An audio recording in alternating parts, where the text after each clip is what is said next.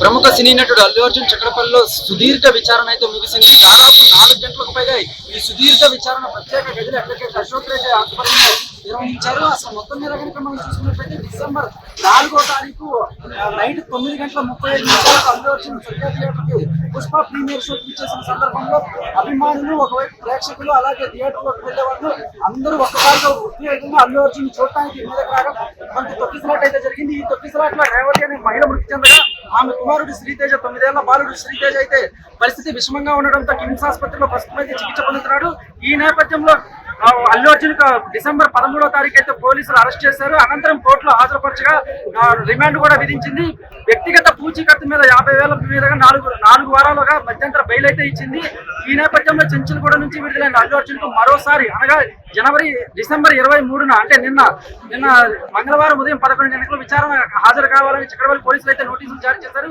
ఈ నేపథ్యంలో మంగళవారం ఉదయం 11 గంటలకు చిక్కడపల్లి పోలీస్ స్టేషన్ కి అయితే అల్లు అర్జున్ తన స్నేహితుడు బన్నీ వాసు, అలాగే అల్లు అరవింద్ కుటుంబ సభ్యులతో సహా లీగల్ టీమ్ తో చిక్కడపల్లి పోలీస్ స్టేషన్ కి అయితే హాజరయ్యారు. ఈ నేపథ్యంలో దాదాపు సుదీర్ఘంగా 4 గంటల పాటు సుదీర్ఘ విచారణ అయితే కొనసాగింది.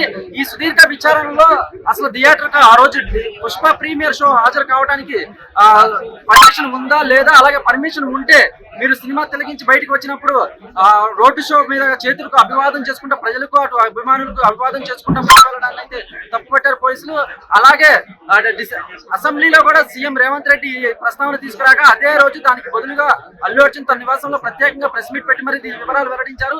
ఈ వివరాల్లో అయితే తనకు పర్మిషన్ ఉందని, థియేటర్ యాజమాన్యం పర్మిషన్ తీసుకుందని చెప్పినాకే థియేటర్ వచ్చానని కూడా అల్లు అర్జున్ స్పష్టం చేశారు. అలాగే దేశవ్యాప్తంగా పుష్ప 2 అయితే 1500 కోట్లకు పైగా సాధించింది.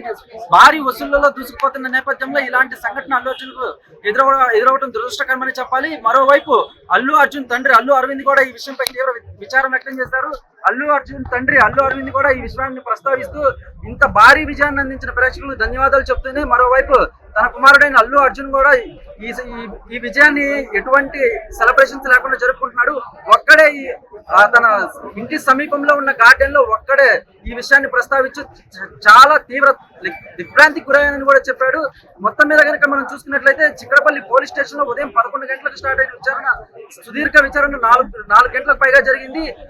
2:45 సుదీర్ఘ విచారణ అయితే ముగిసింది. ఈ విచారణలో ఉదయం నుంచి కనుక మనం చూసుకున్నట్లయితే చిక్కడపల్లి పోలీసులు అసలు ఆ రోజు జరిగిందని పూర్తి వివరాలు అయితే అల్లు అర్జున్ నుంచి సేకరించి ప్రత్యేకంగా వీడియో రికార్డింగ్ కూడా చేసినట్లు మనకు సమాచారం.